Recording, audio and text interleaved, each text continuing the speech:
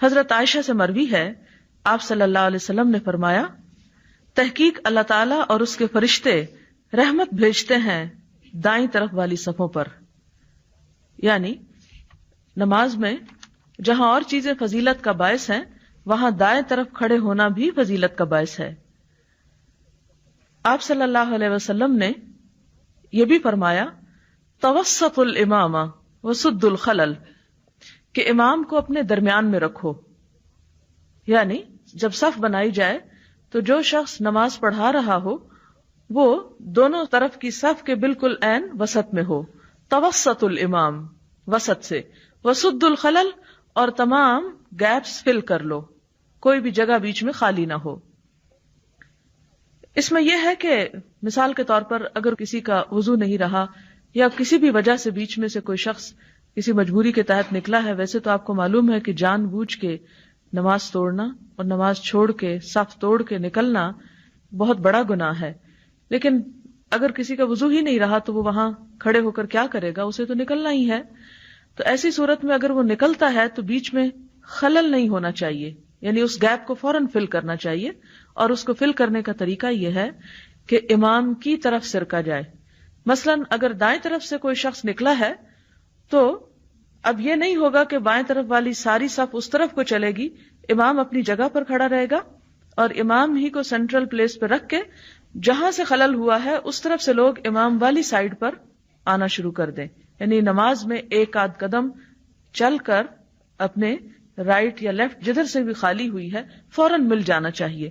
اگر وہ جگہ خالی رہی تو یہ بھی نماز کے اندر خلل کا سبب ہوگا. اسی طرح اگر کسی شخص کو صف کے اندر جگہ نہیں ملی اور وہ پیچھے اکیلا ہے تو اکیلے نماز نہیں ہوتی. ابو داؤد کی روایت ہے، ایک شخص کو آپ صلی اللہ علیہ وسلم نے پیچھے اکیلے کھڑے ہو کر نماز پڑھتے ہوئے دیکھا تو آپ نے فرمایا کہ وہ نماز دوبارہ پڑھے، کیونکہ اگر وہ جماعت سے امام کے ساتھ نماز پڑھ رہا تھا اور پھر اس نے اکیلے ہی نماز پڑھ لی تو اس کی نماز ہوئی ہی نہیں. پھر اسی طرح صف بندی کے مراتب کہ صف کس طرح بننی چاہیے، اس میں آپ صلی اللہ علیہ وسلم نے فرمایا، لِيَلِيَنِي مِنْكُمْ أُولُو الْأَحْلَامِ، چاہیے کہ ساتھ رہے میرے بالغ لوگ.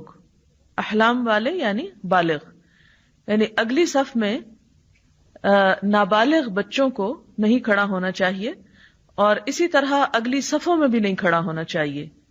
بچوں کی صفیں پیچھے ہونی چاہیے.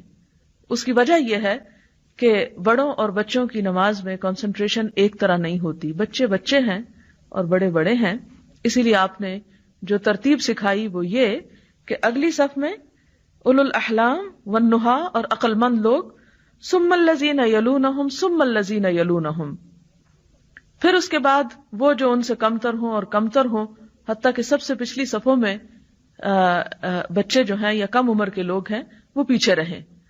اور اس میں جو دو چیزیں بتائی گئی ہیں، ایک ہے اولو الاحلام اور والنہا. نہا کہتے ہیں عقل کو، یعنی جو علم کے اعتبار سے یا عقل کے اعتبار سے یا سمجھ بوجھ کے اعتبار سے جیسے جیسے مراتب ہیں ویسے ویسے صفیں بننی چاہیے. کیونکہ اگر اگلی صف میں خلل ہو اور کنسنٹریشن نہ ہو تو پیچھے ساری نماز سب لوگوں کی خراب ہوگی. اس لیے اس چیز کا بھی لحاظ رکھنا ضروری ہے.